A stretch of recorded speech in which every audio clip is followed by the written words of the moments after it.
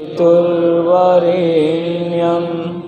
भर्गो देवस्य धीमहि धियो यो नः प्रचोदयात्।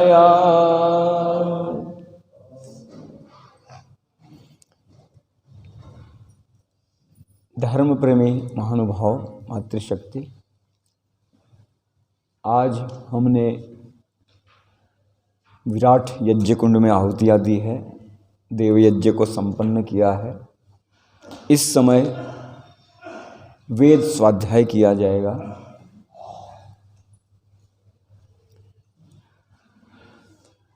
गायत्री मंत्र, इसके ऋषि विश्वामित्र ऋषि हैं। हर एक मंत्र के ऊपर ऋषि, देवता, छंद और स्वर ये अंकित होता है। आप लोग महर्षि जी का या अन्य वेद भाष्य लेंगे तो इसमें ये वस्तु आपको मिलेगी। तो विश्वामित्र ऋषि है, सविता देवता है और निश्चित गायत्री छंद है और इसका मध्यम षड्ज स्वर है।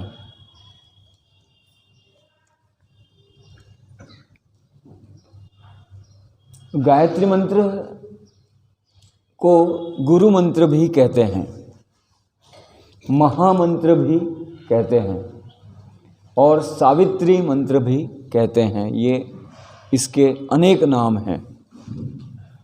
गुरु मंत्र क्यों कहते हैं इसको? गायत्री मंत्र को गुरु मंत्र क्यों कहा जाता है? गुरु जी के पास बालक जाता है तो सर्वप्रथम इस मंत्र का उपदेश दिया जाता है। इसलिए असली, वास्तविक और सनातन काल से चला आता ऐसा ये गायत्री मंत्र गुरु मंत्र है। महामंत्र इसलिए कहते हैं, इसमें महान प्रेरणाएं हैं, महान संदेश है,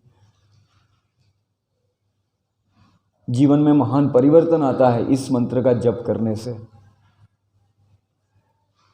तो हमारी वैदिक संध्या में भी गायत्री मंत्र है और जो ध्यान स्वाध्याय और साधना शिविर हमने रखा है, तो जो साधना की पद्धति जो पूज्य स्वामी सत्यपति जी ने प्रतिस्थापित की, उसमें आपको सिखाया जाएगा। आप कभी इस प्रकार की क्रियात्मक योग प्रशिक्षण शिविर में आएंगे तो सिखाया जाएगा कि आपको 1 घंटे तक ध्यान करना है, तो वो कैसे कर सकते हैं। प्रायः हम संध्या के मंत्रों का पाठ जो है उसको समझते हैं कि हमने संध्या कर ली, हमने ध्यान कर लिया, तो वो तो 8 मिनट का काम है। 1 घंटे तक कैसे कर सकते हैं? तो उसका आज सुबह पूज्य स्वामी जी ने आपको निर्देश किया है कि 1 घंटे का समय का विभाजन कैसे करना। तो 10 मिनट ईश्वर, जीव और प्रकृति का चिंतन करें। आज कराया था, ईश्वर, जीव और प्रकृति का चिंतन 10 मिनट करें। 10 मिनट ओम का जप करें या ओम आनंद का जप करें और 10 मिनट गायत्री मंत्र का जप करें, विस्तार पूर्वक करें। और बाकी बचा 30 मिनट, उसमें वैदिक संध्या अर्थ सहित करें। ऐसे होता है 1 घंटे का समायोजन। तो गायत्री मंत्र बहुत उपयोगी है, गुरु मंत्र है, सावित्री मंत्र है। इसका नाम गायत्री क्यों है? इसका नाम गायत्री क्यों रखा है? किस लिए रखा है? छंद होने से, गायत्री छंद में होने से इसका नाम गायत्री है। तो गायत्री छंद कितने अक्षरों का होता है? 24 अक्षरों का। तो तत्सवितुर्वरेण्यम से लेकर के आगे प्रचोदयात्, तो वो 24 अक्षर नहीं होते हैं। कितने होते हैं? 23 होते हैं। तो फिर कैसे वो गायत्री छंद हुआ? निश्चित गायत्री। तो आप में से कई लोग जानकार हैं, अच्छी बात है, आप लोगों ने स्वाध्याय किया है। तो 23 भी हो सकते हैं, 22 भी हो सकते हैं। और 24 से अधिक 25 और 26 भी हो सकते हैं, लेकिन उसका नाम बदल जाता है। 23 होने से उसका नाम निश्चित गायत्री छंद है। तो वो गायत्री छंद में होने से इसका नाम गायत्री मंत्र है। और जो है गायंतम त्रायते इति गायत्री, जो इसका गान करता है उसकी रक्षा करता है, इसलिए इस मंत्र का नाम गायत्री मंत्र है। तो इस मंत्र को हम ओम भूर्भुवस्व से आरंभ करते हैं। तो ओम का उच्चारण करते ही हम इसका क्या अर्थ करेंगे? हे ईश्वर, आप सर्वरक्षक हैं। हे ईश्वर, यह जो आपका मुख्य नाम है, निज नाम है, जिस नाम के साथ आपके अन्य सारे नाम लग जाते हैं, ब्रह्मा, विष्णु, महेश, रुद्र, सरस्वती, देवी, महादेव, जितने भी नाम है, चंद्र है, बुध है, सारे नाम इसके साथ लग जाते हैं। आपका मुख्य और निज नाम है। तो गुण, कर्म और स्वभाव अनंत है, तो ईश्वर के नाम भी अनंत है। पहले समोल्लास में ये सारी चर्चा है, ये ईश्वर के नाम अनंत है। आगे, हे ईश्वर, आपका मुख्य गुण जो है वो रक्षा है, आप हमारी रक्षा करते हैं। तो रक्षा करते हैं, तो वो कैसे रक्षा करते हैं उसका भी हम विस्तार पूर्वक चिंतन करेंगे कि हे ईश्वर, हम बहुत गरीब हैं। एक गरीब व्यक्ति, उसके पास कुछ पूंजी आ गई, 10,000 रुपया आ गए, तो क्या वो अपने घर में सुरक्षित रख पाएगा? नहीं रख पाएगा। वो सेठ के पास जाएगा कि सेठ जी, ये मेरे पैसे आप रखिए, मैं इसको संभाल नहीं सकता हूँ, मुझे आवश्यकता पड़े तब देना। तो हम जीवात्मा भी उस गरीब की तरह है। हमारे जो कर्म हैं, क्या हम अपने कर्मों का हिसाब रख सकते हैं? सुबह हम 4 बजे उठे हैं, अभी 8 बजने को है, अब तक कितने मन से कर्म किए, वाणी से किए और शरीर से किए, क्या हम इसका हिसाब रख सकते हैं? नहीं रख सकते। तो हम ईश्वर जो है वो हमारे कर्मों की रक्षा करता है, वो कर्मों को देखता है और हिसाब रखता है, इसके इतने कर्म हैं। अगली बात, इन कर्मों का हमें फल चाहिए, हाँ या ना? चाहिए। तो क्या हम स्वयं फल ले सकते हैं? नहीं ले सकते हैं। तो फल देने के लिए भी ईश्वर की हमें, ये ईश्वर की रक्षा है, हमारे कर्मों को सुरक्षित रखता है, संग्रहित रखता है और हमें कर्मों का फल भी देता है। ईश्वर के काम परोपकार के लिए है, हमारे लिए सृष्टि बनाई, हम अपने कर्मों का भोग कर सकें, इसलिए ये पूरी सृष्टि बनाई, अलग अलग ऋतु बनाई, अलग अलग, कहीं पर समुद्र है, कहीं नदी है, कहीं झरने हैं, कहीं पहाड़ी है, और लोकांतर बनाए। सूर्य से ऊर्जा मिलती है, वायु बनाई, प्रकाश बनाया, अग्नि बनाई, हमारे उपकार के लिए बनाया। ये ईश्वर की रक्षा है। सारे पदार्थ ईश्वर ने हमारी रक्षा के लिए बनाए। ईश्वर हमें ज्ञान देता है, वो हमारी रक्षा है। ईश्वर ने ऐसी सामाजिक रचना भी हमें दिखाई कि समाज में कुछ लोग डॉक्टर, वैद्य होते हैं, हम बीमार हो जाते हैं तो वैद्य जी के पास जाते हैं और वैद्य जी हमको ठीक कर देते हैं। और वैद्य जी जो ठीक करते हैं तो उनका ज्ञान विज्ञान तो है ही, साथ में वो जड़ी बूटियों का प्रयोग करते हैं। ये जड़ी बूटियाँ किसने उत्पन्न की? ईश्वर ने पैदा की। तो ये ईश्वर की रक्षा है। ईश्वर की एक रक्षा सतत चलती है कि हमारा जीवन एक 3 घंटे की परीक्षा है।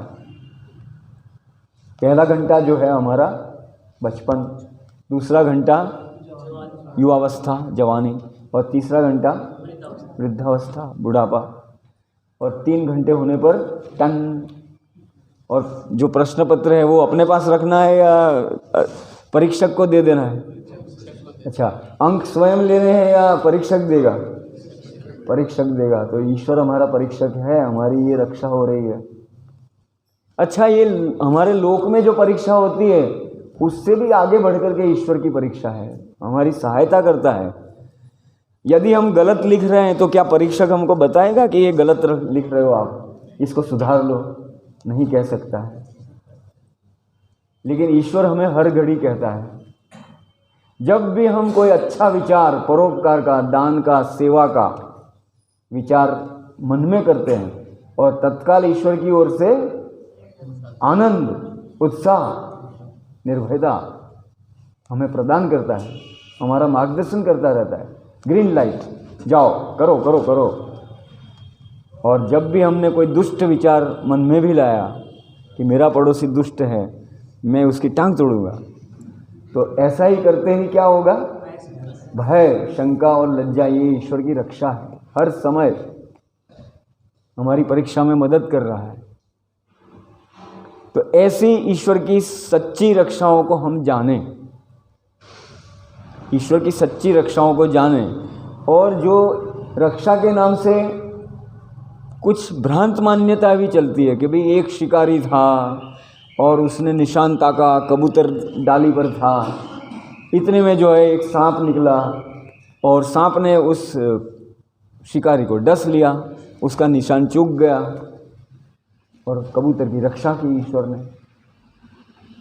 तो ये भ्रांत मान्यता है। तो ईश्वर इस प्रकार की रक्षा नहीं करता है, वो तो संयोग है। इसका नाम क्या है? संयोग। इसका नाम संयोग है। ईश्वर इस प्रकार से सांप को नहीं भेजता है रक्षा करने के लिए।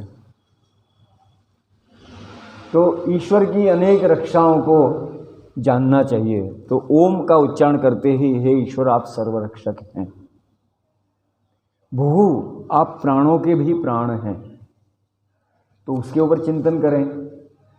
प्राणों की रचना कैसे होती है, कौन करता है? ईश्वर ने रचना की है। हे ईश्वर, आपने इन प्राणों की रचना की है, उसका विभाजन किया है। कितने प्राण होते हैं?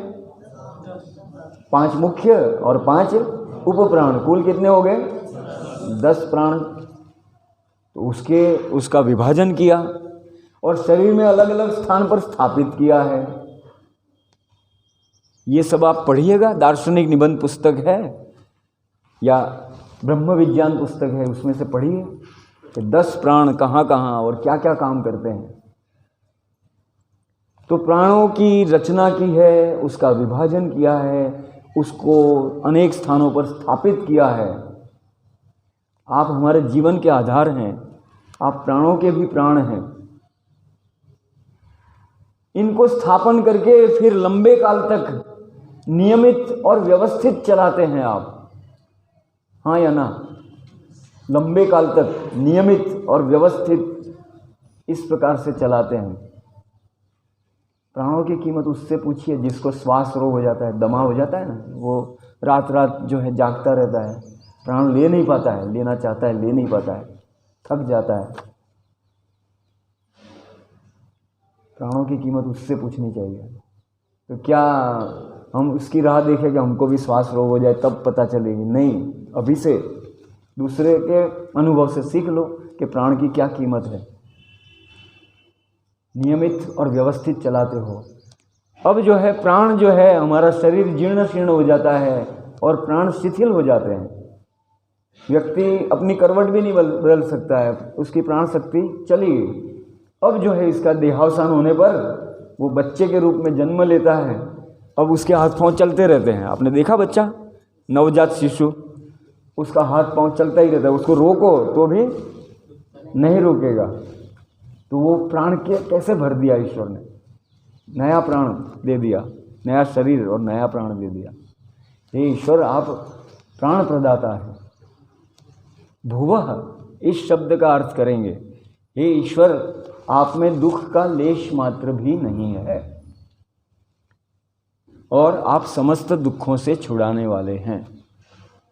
अच्छा, एक प्रश्न मैं आपसे पूछता हूँ कि सुबह उठते ही लोग जो है ईश्वर को गालियाँ देते हैं, आक्षेप लगाते हैं, हे ईश्वर मेरे जवान बेटे को मार दिया। ईश्वर के ऊपर आरोप लगा देते हैं ना, मैं कोर्ट केस में हार गया, मैं बर्बाद हो गया, कंगाल हो गया। ईश्वर को गाली देते हैं सुबह उठते ही।